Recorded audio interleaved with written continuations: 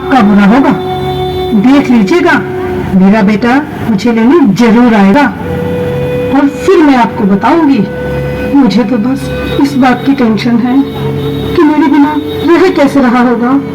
देखिए शारदा जी, मैं भी यही चाहता हूँ कि आपका बेटा आपको लेने जरूर आए, लेकिन मैं ये भी जानता हूँ कि इस वृद्धाश्रम में जो एक बार आ गया